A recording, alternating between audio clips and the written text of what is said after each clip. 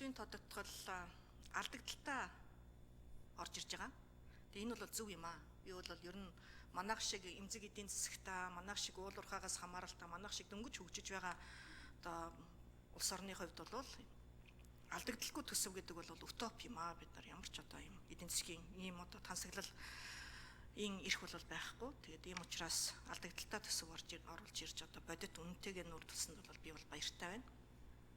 За одоо улс төрийн нөхцөл байдлын хувьд ч тэр үнэхээр одоо нийгэм эдийн засгийн нөхцөл байдлын хувьд ч тэр төсвийн одоо хориг бол орж ирэхгүй байх гэдэгт бол бас итгэлтэй байна. Би энэ хэмнэлтийн тухай хуулийг эргэн харах ёстой юм аа гэдэг байр суурин дээр байдгаа дахиад бас хэлэх гэсэн. 6 сарын 1-ээр бүтэн жилээр төсвийг батлаад өгчөж байхад 6 сарын 1-ээр худалдаа авалтаа хийж чадаагүй, тендерээ одоо бас зохион байгуулж чадаагүй гэдэг төсвийн татаад авч байгаа нь бол үнэхээр харамсалтай. Тэг яг КОП буюу одоо олон улсын нэр хүндээ одоо олон улсад Монгол улсын нэр хүндээ одоо хамгаалахын тулд бол КОП-ийн зарим төсвүүдийг бол буцаан эргүүлэн тавьсан байна. Эрүүл мэндийн салбараас татагдсан хөрөнгө оруулалтын зардлыг тавьсангүй. Тэгэхээр манай одоо нөгөө асуудлын чухлын эренб нь хаана явна вэ? Гадаадад нэр нүрээ алдахгүй байх нь чухал уу? Эсвэл одоо ард иргэдийнхаа эрүүл мэндэд хүний хөгжилдөө одоо хөрөнгө оруулах нь чухал уу гэдэг нь бол бас эндээс багч ихсэн харагдаж байгаа болов уу гэж бодож байна. Харамсалтай байна. Тэгэхээр энэ төрийн хэмнэлтийн тухай хуулиа бас нэг эргэж харж яваасай. Төсвийн хуулиас давсан нэг асуудал байна. За Монгол Ардын намын бүлэг хуралдсан. Монгол Ардын намын бүлэг бол төрийн албаны тухай хуулинд нэмэлт өөрчлөлт оруулах асуудлыг бол буцаахан зүйтэй буюу одоо татан авах юм улс төрийн шийдвэрийг гаргасан. Тэгээ зарим хэвлэл мэдээллийн байгууллагуудаар цомгтгол хийхийг одоо Монгол Ардын нам эсэргүүцсэн болсон юм шиг мэтээр зарлаад байна. Тийм биш.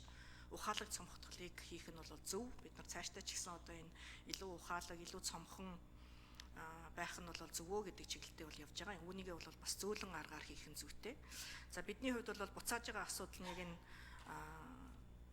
36 сарын тэтгэмжтэй холбоотой, цалин үлсний нэмэгдэлтэй холбоотой, докторийн нэмэгдэлтэй холбоотой, зэрэг дивийн одоо энэ нэмэгдэлтэй холбоотой зүйл залтууд юм аа. Тэгэхээр төрийн албан хаагчдын хувьд одоо яран сандран тэтгэрээ тогтоолох гээд эсвэл одоо сандраад явах нь бол буруу. Одоо төрийн албанд 15-аас дээш жил ажиллаж байж л одоо энэ тэтгэмжээ авах 36 сарын тэтгэмжээ авах эрх үүсэх мэт орж ирсэн энэ хуулийг бол Монгол Ардын нам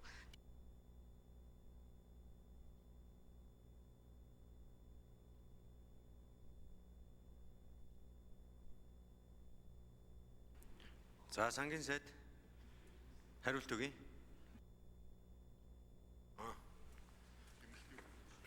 Төрийн за 10 зэвшин асуултанд хариулъя. Төрийн эмнэлтийн хуулиар нийтдээ 535 тэрбум төгрөгийн хөрөнгө оруулалтууд татагдж байгаа. За энэ бол бас нэг баярлалаа дах зүйл биш, үнэхээр харамсалтай. Яг энэ хуулийн дээр яг гишүүд маань янз янз л байгаа. Гэхдээ хин би дэмжиж байгаа нээр энэ хууль ер нь хэрэгтэй цаашаага ингэж байхын зөв юм байна гэж хараад байгаад. Тэгэхээр энэ өөрөө ерөөсөө цэвэр хариуцлагын асуудал байна. Төсөв 11 сарын 15-нд батлагддаг. Ингээд 6 сарын 1 хүртэл үндсэндээ баг 7 сар байхгүй 7 сарын хугацаанд төрийн худалдаа авахчлагын тендерийн хуулийн дагуу зохион байгуулах бүрэн боломжтой. Тэгэхээр энэ хаанаас эхлэх вэ гэхээр ерөөсөө төсөв батлах үеэр бэлтгэл ажил нь дутуу шаардлага хангаагүй ийм одоо хөрөнгө оруулалтын зүйлүүдийг л төсөвтөр хийхгүй байх ёстой байна. Иймэрхүү зүйлүүд орсон солиод эдгээр зүйлүүд нь ингээд хугацаанд хийгдэж чадахгүй болчиход байдаг ийм өндөр эрсдэл байна. Тэгэхээр энийг одоо цаашдаа төсвийн эрхлэн загч нар сайд нар маань одоо салбартаа анхаарал илүү их хариуцлагатай болоход бол энэ их зөв одоо хуулийн зохицуулт байна гэж ингэж харж байгаа. За энэ бол миний одоо яг өөрийн хувийн байр суурь шүү. Зарчим ингэж цаашаа явна гэж харж байгаа. За Ивш Ариун зэг шүүн тодруулжсоё. Нийт төрийн албан хаагчдаа дахиад хэлэхэд Монгол Ардын нам, улсын их хурл дахь Монгол Ардын намын бүлэг төрийн албан хаагчдынхаа эрх зүйн байдлыг одоо бууруулахгүй байх, хохироохгүй байх тал дээр хатуу зогсноо. Энэ дээр бол ямар нэгэн байдлаар одоо бүү айж имээгээсэ гэж хүсэж байна. 9-2 дээр төрийн албаны зардлыг бууруулах талаар төрөөс авах арга хэмжээнд төрийн албан хаагчдад олгох цалин хөлс нөхөн олгор тусламж тэтгэвэр болон бусад төлбөрийн хэмжээг бууруулах төр буюу бүр мөсөн зогсоох үндэслэл болохгүй гэдэг хуулийн заалт бол хിവэрэ байгаа. Энийг ч гэсэн бас хിവэр нь байлгах дээр бол тууштай байна. Харин яг төрийн албаны бас одоо илүү одоо ухаалаг байх илүү одоо өөр реформын шинж чанартай асуудлуудыг явуулах нь бол эргээд одоо бас хамтдаа хилэлцэж цогцоор нь авч үзэх асуудал бол мөнөөс мөн гэдгийг дахин илyaa баярлалаа. За цэндийн сандаг учрагшаа асуулт асууя.